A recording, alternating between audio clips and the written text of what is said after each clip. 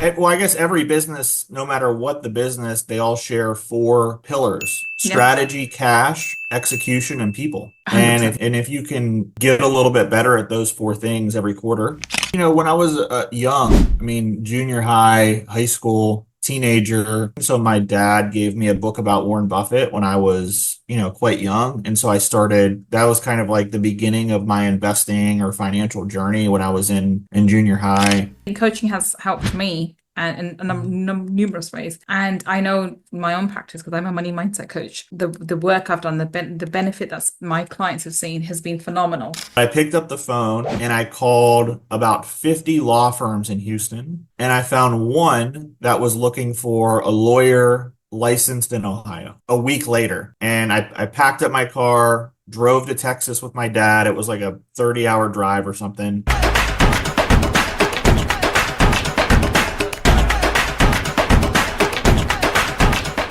Welcome, welcome. This is Gull, your money mindset expert. And today I'm so excited. We have the wonderful Zack Oliva. Hello, Zack. How are you doing? Great. How are you doing? I'm doing fantastic. I'm so excited to speak to you. Zach, everyone's heard your intro. They know how fabulous you are, but please, in your own words, tell everybody what it is that you do.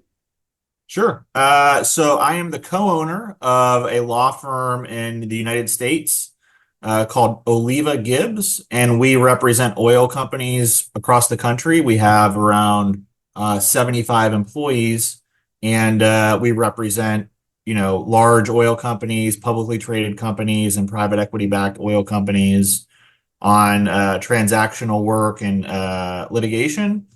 Additionally, I am the founder of Oliva Partners Management, which is an investment fund for high net worth individuals and families that has a value investing philosophy. Wonderful, wonderful. So talk us through this. First of all, how did he get from being a lawyer to investing as well? It's two different like niches, completely different. What made you Right. go into, investing or helping people to invest and wealth Sure. management along with being a lawyer? And you're not in family either. You're in oil, which is completely different. And both together, because in my previous lifetime, I was a lawyer at one point, and apart Oh, from my okay. one of my roles, I did do shipping and commercial shipping or something along those lines. Oh, okay. So I know how different the areas are. Yeah. What made you, just take, just curiosity, what made you do both? Well, I think, when I was young, I mean, junior high, high school, teenager, I was fortunate enough to, my parents were public employees, Right. but they really focused a lot on saving and investing. And so my dad gave me a book about Warren Buffett when I was, quite young. And so that was kind of like the beginning of my investing or financial journey when I was in junior high. And then I learned about Charlie Munger, and he, built a very successful law firm. And then when he was around 40, he decided to retire from the practice of law and join Berkshire Hathaway. Well, actually, Mm, he had a private partnership first, mm, and I thought, that sounds cool. I'd like to do that. So I just decided to do it, and I started the partnership about 2 years ago. mm. Um, I think that both businesses are very different, but there are some similarities. As an owner of the law firm, most of what I do, my bucket of responsibilities is really four things. Ultimate responsibility is increasing the valuation of that firm as a company, Hmm. and I do that through capital allocation, hiring and firing the leadership team, Mm. and working on strategy, which includes culture. And I think that if you look at, successful companies as an investor, you're looking at how they allocate capital, you're looking at their leadership team, and you're looking at their strategy, which obviously includes culture. So I think that probably being a good investor has made me a better business owner. Mm. And being a business owner has made me a better investor because, for example, during COVID, there were some companies that were trading very, very low.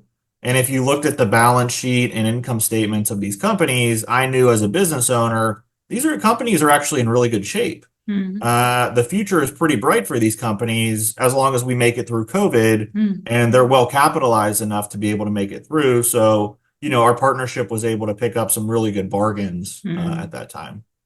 Amazing, amazing. So I can see the synergy definitely, and I Mhm. also do believe that if you have business skills, they're transferable across different niches anyway. I mean, I'm a lawyer, and I currently I'm building my group in the steel manufacturing sector at the Oh, moment, and wow. and I'm not an engineer, so that's Uh-huh. another story. But the skills acquired from running one business are absolutely transferable and sometimes Mhm. actually beneficial because you're coming from a different perspective. And so that's amazing. So Yeah, I mean, let's, well, I guess every business, no matter what the business, they all share four pillars, I guess. yeah, Strategy, cash, execution, and people. And 100%, if you can get a little bit better at those four things every quarter, then I think your future looks pretty good. 100%. So let's talk you through your journey. You mentioned a little bit that when you're younger, you were Mhm. introduced to a book about or by Warren Buffett. That's Mhm. amazing. So talk us through your journey. So what prompted you to go towards law and get yourself focused on that? Sure. So actually, I wanted to get into international business, and the way that I wanted to get into that was I wanted to work for the State Department and get into diplomacy for a Okay. while. Oh, okay. And when I graduated from college, it was the middle of the Great Recession here in the United States, and I think globally, Mm, and the government was not hiring anybody. And so I just decided, one of my friends said, "Hey, I'm going to go hide out from the economy in law school for a while." And I thought that is probably a pretty good idea because there's no job, so I might as well, learn another skill. And then I went to law school. I got out of law school and they had just made and I went to law school in Ohio, which is in mm, the northern part of the United States.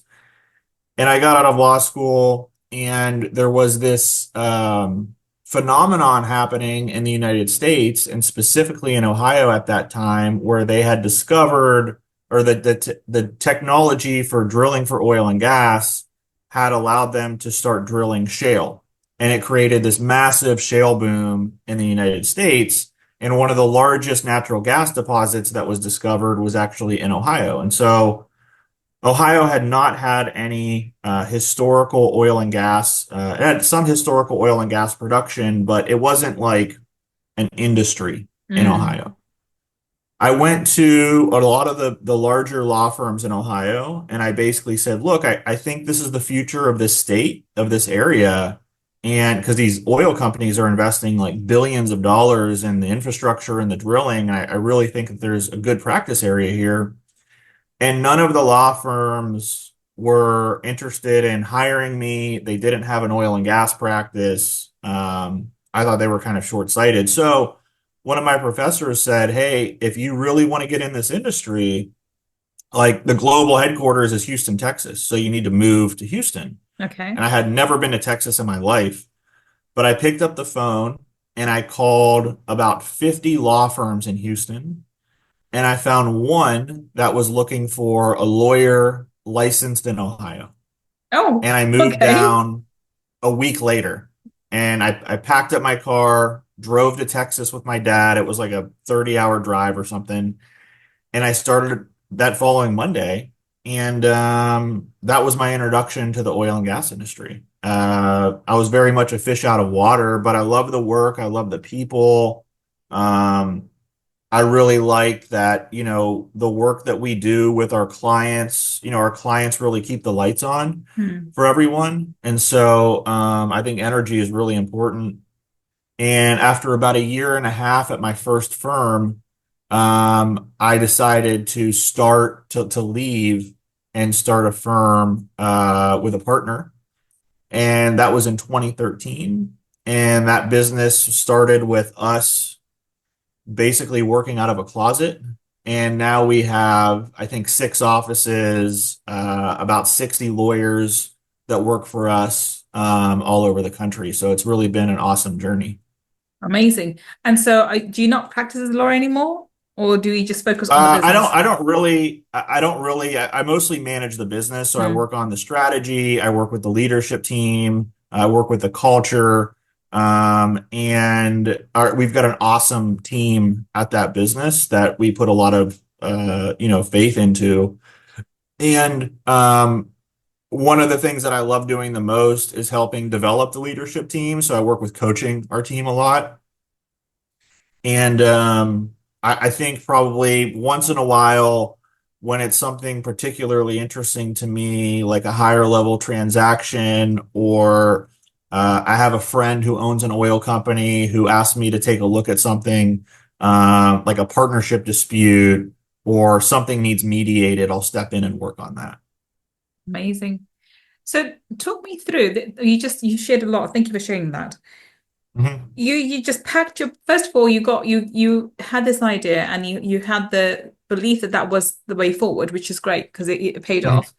But then having the courage to move to Texas, all the way from Ohio, um, a week later. I mean, for a young, I mean, I suppose when you're older, it's probably, but you have more responsibilities, but you have more of a confidence. Yeah, I can do it. This is meant to be, and you can move. Uh-huh. As a young, kid, literally out of college, you literally were. You just finished law Yeah, I think school. I was like 25. Yeah. It's just quite. It's for a 25-year-old to just to go and do that based on a belief that you had. Talk me Mhm. through your mindset. So where did you get that confidence and how did you build your mindset that this is going to work. I'm going to go for it. I'm going to, just carry on and just, moving all the way from Ohio to Texas. I think it's interesting. When I think back to that time, it just felt like such an obvious right move for me. And I Mm, remember before I left, like the night before I left to move to Houston, and all of this happened within the span of like a week. mm, The night before I left to drive to Houston, some of my friends from law school and college had a happy hour for me, which was great. mm, And they were like, I cannot believe that you're doing this. And I remember being confused at that time because it just seems so obvious to me, like bigger economy, more exciting industry, who's in the legal field is having difficulty finding jobs. And I, uh, I just was like, I have to do this. I just felt like some sort of intuition that this was the right move. I think, one of the things, interestingly, that I've been working on now almost, 12 years later is getting back to that intuition. I know that I've had other business ideas, and even when I started the investment fund, mm, I was scared. And when I moved to Houston, and then when I started the law firm, I didn't like maybe it's because I didn't have any dependents. I didn't have any kids. mm. I didn't have a mortgage at that time. I didn't have a lot of obligations. I kind of wasn't really like what I call a real person.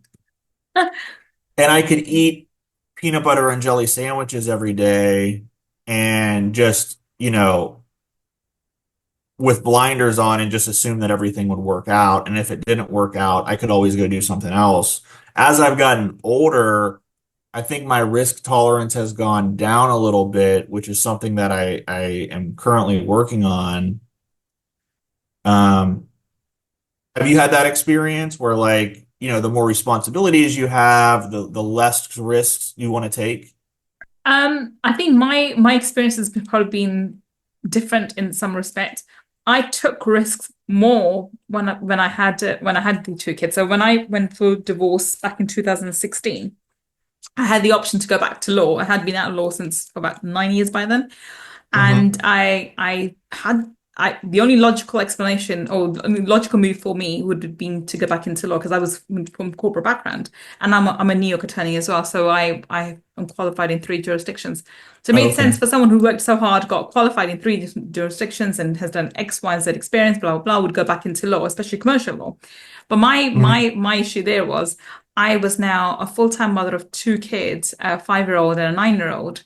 And the risk I saw was different that my kids would grow up without a mother. They were already not going to see their father. He made it very clear he wasn't very around at that time. He came back a couple of years later when he calmed down, he sort of came back into the picture. But for the first couple of years, he was out of the picture. So I chose to take risk and work from home and build something from home. It paid Hmm. off dividends and I've done really, really well. But at the time, that was the risk was that way, if this makes sense. I couldn't, I didn't want to go and work and not see my kids. So, but I suppose had I can understand from a male perspective, but that's a more female nurturing side. So I think Mm. that's the way you look at things differently. Like I could not go out because I couldn't leave my kids home alone with a childminder, Yeah. and that's it. Had I been a guy, maybe that would have been different for me. I think it's just the way how men and women operate, but it depends on what you see as risk. I saw going out and not seeing my kids as more of a risk than the other way around. But I it's think every time I've taken a risk in my life, it's paid off way better than I expected. yeah, because you overthink and you overestimate what could And possibly go wrong. you can't predict the future. So even when you say I'm going to take this risk, anything that you think about in the future, positive or negative, Yeah. is in your head because you can't predict Yeah. what's going to happen in the future. Yeah. I can't remember. I wish I could give credit to the person who said this. They said oh, that's it. No, Ratan Tata. So may he rest in peace. So Ratan Tata, he's a billionaire philanthropist in India. I don't know if you know him, but one of my biggest heroes, and he's actually one of the reasons why I went to steel manufacturing as well. Oh, wow. Yeah, I wanted to meet him, but unfortunately he passed away. Literally recently passed away. One Yeah, of my I read biggest about that. He's one of my Uh-huh. biggest inspirations. He Oh, said, wow. and I love his life philosophy. He just is such an amazing, amazing individual in terms of philosophy too. He said, I always make decisions and then I'll make them right afterwards. So I focus on making them right Yeah. afterwards. And I love that because I think that's how you should focus. You need to sit down, obviously not make stupid decisions, but make calculated decisions on the information you have present in front of you. Yeah. Because in Absolutely. hindsight, it's always a great thing, remember, but in the information you have in front of Yeah. you, you make the decisions and then you make it right Yeah. afterwards, depending on whatever Yeah. comes up. And that's how you need to think and that's how you need to focus. I think that's how I've Yeah. operated my life all throughout, not even realizing I was adhering to this Yeah. philosophy, but that's how I I did mean, it. the universe rewards action, right? 100%, It doesn't, 100%. the universe does not reward dragging your feet. Oh, I'm not sure, whatever. It's just make the decision and move Yeah. on. Yeah, exactly. And if it doesn't work out the way you want it, then correct it. Make it right. Yeah. I there's in my current career that I have at the moment now, I have two inspirations. One is Ratan Tata, may he rest in peace, and the other one was Andrew Carnegie. So there's two people who have been Mm. inspirations to me. And I love the philosophy for both. I think I think I did more to Ratan Tata, but still I'm a big fan of Andrew Carnegie too. But the one thing that I've learned is these amazing individuals were normal human beings. I mean, Andrew Carnegie was a poor Scots boy, Yeah. at one point in time, to becoming the world's billionaire, the first ever billionaire, and then he gave everything away as well so on Hmm. his death to different charities. And same thing with Ratan Tata. I mean, he was an orphan. He was Uh-huh. adopted, and then his philosophy. But my point is, it's that gumption. You make decisions, you move forward, and you focus on having the confidence. It doesn't matter what happens to you, whatever circumstances show up, you can deal with it. I think that's the Right. philosophy that we need to have, and I think that's what defines a great entrepreneur from a Right. wannabe entrepreneur. Don't you agree? Right.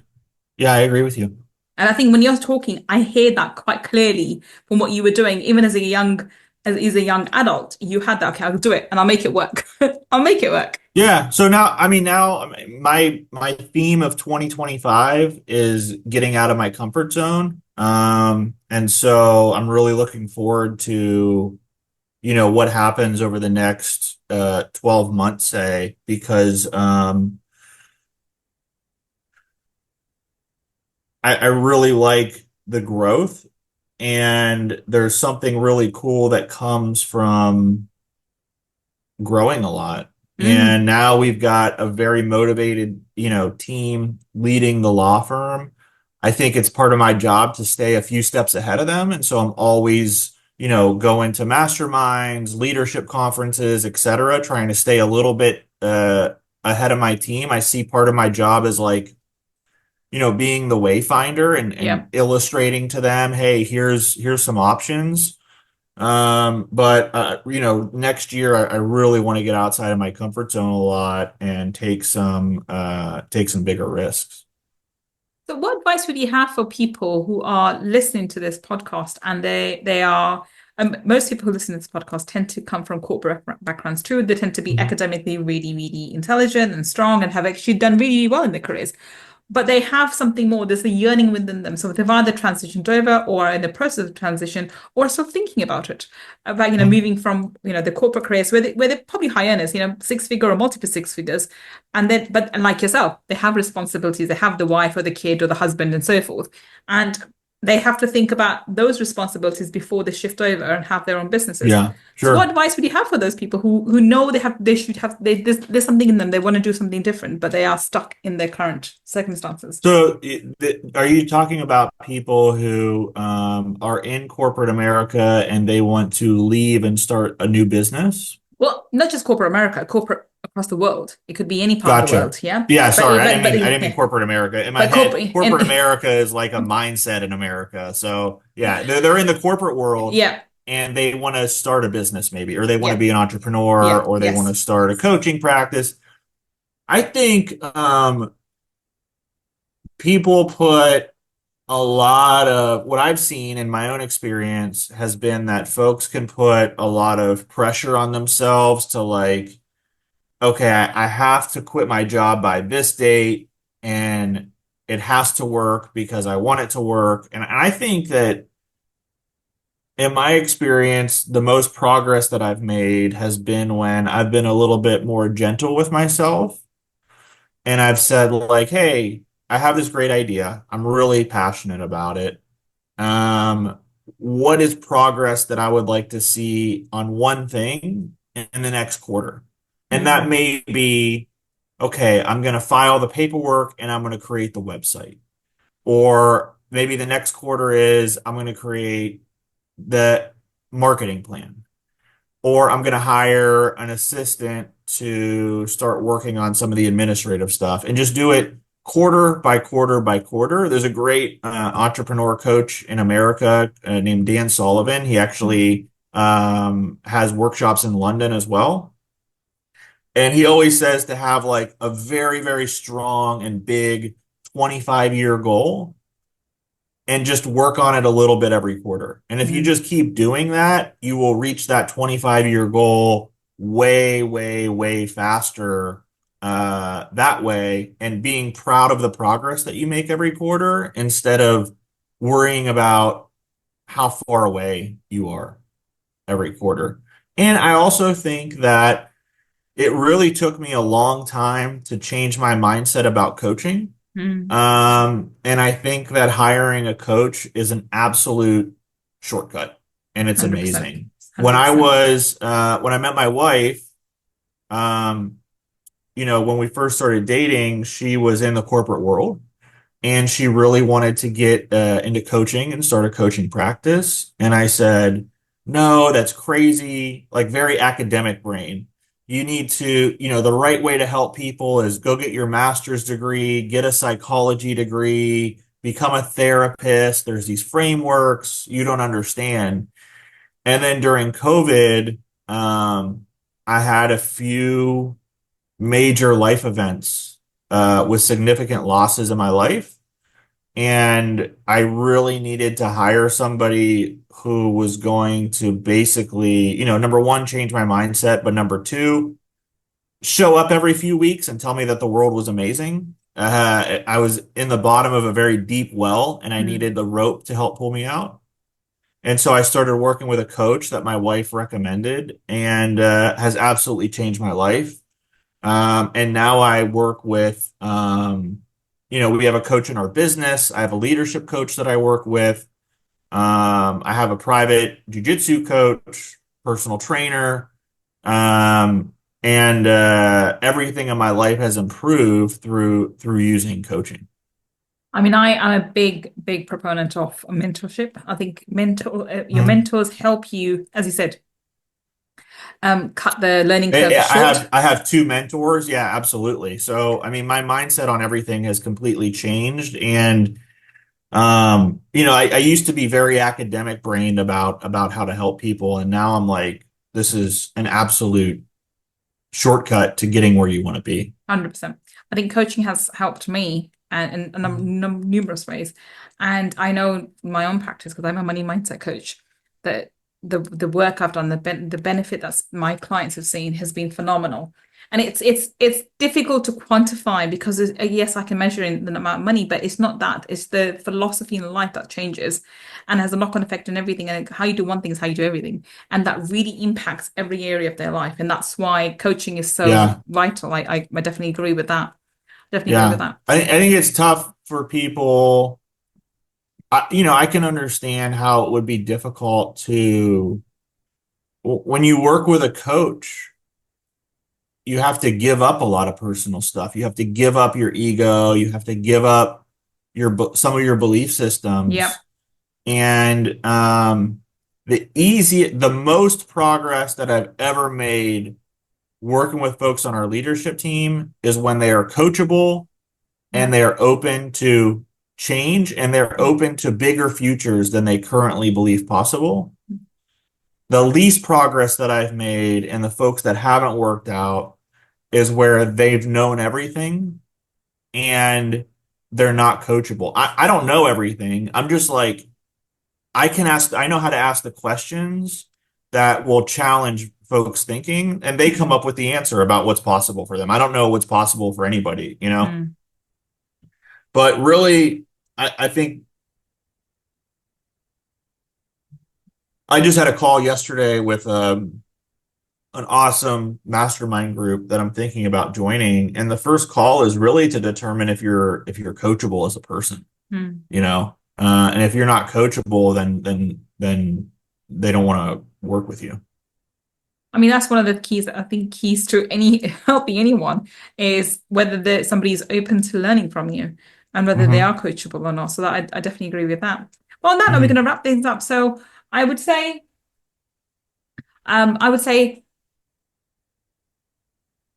the best thing that I think that I can estimate from you is over the last few years, you've had these all amazing achievements, but one thing that's changed about you is now you understand the value that other people can bring to you as coaches and mentors. Yeah. And that allows you to be a better coach and mentor to your team Hmm. and to your Hmm. leadership team. And you recognize that. And I Hmm. think that's vital because as long as you're growing, you will help your team to grow. And that's something that I understand, that I Yeah. know that I have to be constantly learning. I have to be constantly moving forward. And unless I do that, I cannot be of any use to my team because Hmm. I'm not an expert in everything, and I don't need to be, but I need to be a great leader. In order for me to do that, I need to constantly learning, and that's what I pick up from you Yeah. as well, which is I mean, amazing. when I have one-on-ones with the people on my team, which is once a month for an hour, we don't talk about the day-to-day at all. We only focus on their future. And, we have certain frameworks that I use to help you figure out what you want your future to look like. And then all we work on is the future during our time together. We don't work on any of the day-to-day stuff. Amazing, amazing. So Yeah. tell us, Zach, how can we find you on the internet? How can we connect with you? Sure. The easiest way to connect with me is on LinkedIn. I'm active on LinkedIn. I like to post a lot and I really like to connect with people on there. So you can just Zack Oliva and you can find me on LinkedIn. I'm in Houston, Texas. Wonderful. So if you're listening to us on the podcast, the link for Zach will be in the show notes. And if you're watching us on YouTube, then down below in the description section, we'll have the link for Zach too. Go check him out and see how he may help you, maybe in your through his law firm, but most likely through his investment program, investment company. Do check him out and see how he can help you. Thank you so much for joining us today, Zach. It's been a fabulous conversation. We have to have you back on Thank you, Money Gull. Talkies, but today, thank you so much. Thank you very much. Have a great day. And thank you for listening to me and Zach today on Friday Feature. I will be back with another amazing guest finding out how they changed their life by changing their mindset. Until the next time you meet, this is Gull Khan signing off. Take care and bye for now.